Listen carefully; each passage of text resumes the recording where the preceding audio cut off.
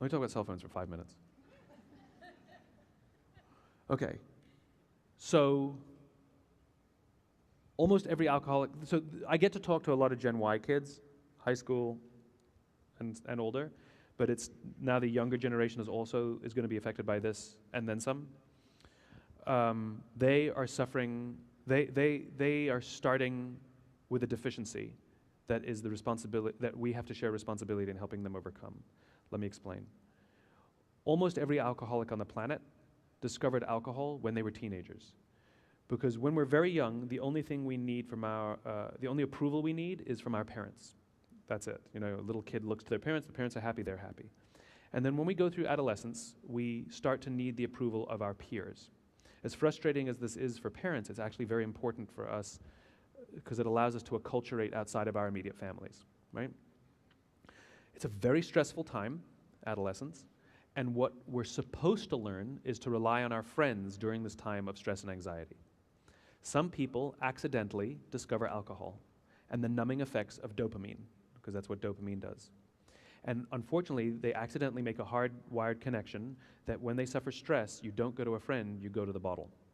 And that then plays out for the rest of their lives.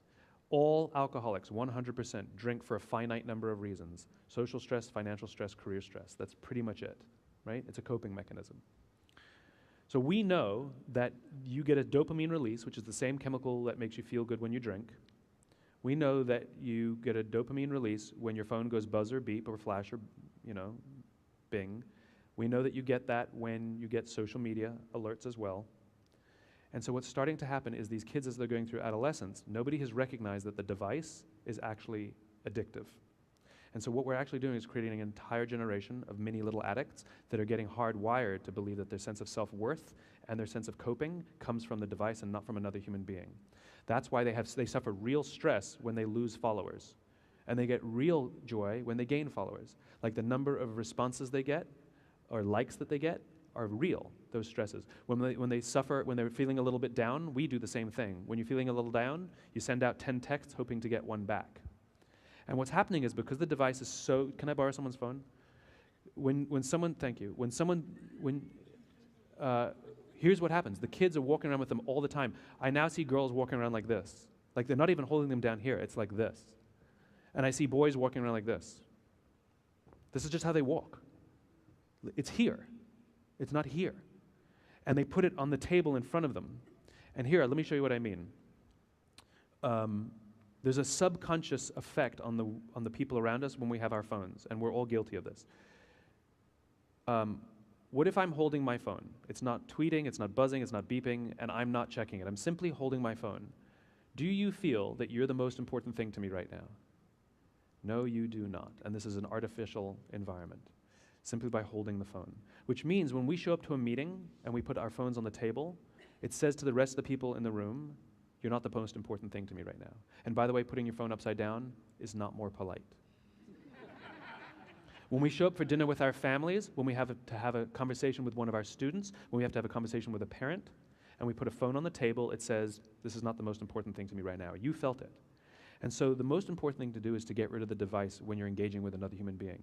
So when somebody says, can I ask you a question? And you go, what's on your mind? Because what it says is, you have my attention. Remember that those chemicals, when somebody says, when we feel that somebody actually cares about us. And if you don't have a pocket, you go to a shelf nearby, you put it down, you say, what's on your mind? When someone comes into your office, you put the phone in the desk, you turn off the monitor, you shut the laptop, you say, what's on your mind, right? So what's happening is kids now, they go for dinner with each other, hang out with each other, the lunch table with each other, and the phones are out constantly. And not only they're just on the table, they're actually engaging with people instead of engaging with the people that they're with. And they're not actually learning, thank you, they're not actually learning how to make friends. They're not actually learning how to talk to people. So I've talked to many kids about this, that let's say they're using Google Maps to get somewhere, and their phone dies. They will spend more time looking for a charger than simply asking somebody where to go, because they're afraid to talk to people. They're growing up in a world of instant gratification, where if you want to buy something, you go on Amazon, it shows up the next day. You want to watch a movie, you just log on and watch it. You don't check movie times. You want to watch TV, you don't wait week to week to week. You just binge watch over a weekend. If you want to get a date, You just log on and you can get a date, like no problem. And so what's starting to happen is they're accused of being entitled. I don't think they have a sense of entitlement. I think they're wonderful, smart, hardworking kids. I think what they have is a systemic impatience. And the problem is they think that that satisfaction in life, fulfillment, or even love and friendship happen just as immediately, and they don't. It takes time and it takes unbelievable hard work. And the problem is they're not learning the skills to make friends. They're not learning the skills to fall in love. They're not learning the skills to talk to people. They're not learning the skills to find fulfillment because it's slow and it's boring and it's human. And we're starting to see the results. We're starting to see suicides are on the rise. Nobody kills themselves because they're hungry. They kill themselves because they're lonely. We're starting to see school shootings on the rise. In the 1960s, there was 1. In the 1980s, there were 27. In the 1990s, there were 58. In the past decade, we've had over 120. 70% were perpetrated by kids born after the year 1980. Most of them were about 15 years old. And though we have no good science on it, we know anecdotally that they spent a disproportionate amount of their social lives, online. Human relationships is what makes people happy. This is why solitary confinement is considered torture in many places. And what we're doing is basically solitary confinement. We've taken the kids away from each other, and they're engaging with their phones more than anything. I, for one, do not believe there should be a phone in a school. There should definitely not be a phone in a classroom, and I don't know why you need the internet in a classroom either. Whatever they're using, they can use. I do not understand, because and the reason I'm draconian about it is the same reason we take the alcohol out of the alcoholic's home, because you can't trust the willpower. It's too powerful. It is addiction. It is addiction. We aren't even good at putting our phones away. And so now you're going to ask a 12-year-old, a 10-year-old, and a 9-year-old to do it? We're out of our minds. The only way to do it is to take the phone away, to ban them in a classroom and ban them in a school. They will hate it at the beginning and then watch what happens. I'll give you some personal experiences. Simply by forcing the phone to be taken away, it's a mechanism to get the behavior that we want. David Marquet's work talks about this. You don't try to change people's thinking to get the behavior. You change the behavior to change their thinking. And so sometimes you have to force it. There should never, ever, ever be a cell phone in a conference room. I don't care if you're with each other or with your parents, whatever, or you're meeting with your students. Theirs or yours. There should never be a cell phone out in any kind of conference room ever, because the quality of the meetings goes up. And I promise you, even though people will grumble and even though they'll hate it, and even though parents will say, what about an emergency? Here's what you do in an emergency. Call this number, it's the school.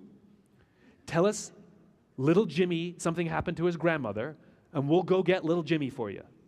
Old school, right? Like, I got it, there's an emergency. That doesn't mean the kid has to have a phone on the whole time, because the negative impact is not worth the benefit. And at the end of the day, how many kids have really been called up because of emergencies on their phones? I mean, you know?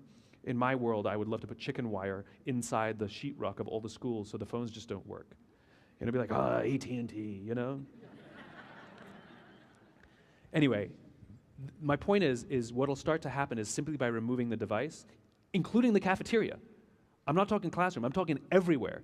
You'll start to see the kids talking and learning how to communicate and learning how to build social relationships, learning how to talk to each other, learning how to talk to their teachers, learning how to talk to their parents.